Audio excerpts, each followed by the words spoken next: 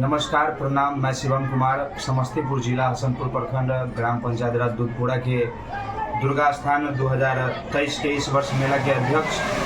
आप सभी ग्रामवासियों से नम्र निवेदन है कि यह जो आश्विन नवरात्र का यह जो मेला है सो आप लोगों का आपका अपना कार्यक्रम है। आप लोगों के ही सहयोग से यह मेला लगाया जाता है। इसलिए इस मेला में आप सबों से अनुरोध है कि शांतिपूर्ण वातावरण के साथ इस मेला कार्यक्रम में अवश्य आवे, अवश्य देखे और इस कार्यक्रम को सफल बनावे। साथ ही इस बार कई प्रकार के झूले की व्यवस्था, उत्तम व्यवस्था की गई है।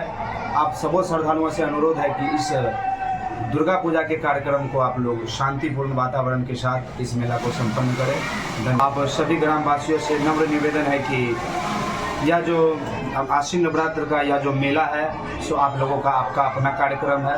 आप लोगों के ही सहयोग से यह मेला लगाया जाता है। इसलिए इस मेला में आप सबों से अनुरोध है कि शांतिपूर्ण वातावरण के साथ इस मेला कार्यक्रम में अवश्य आवे, अवश्य देखे और इस कार्यक्रम को सफल बनावे।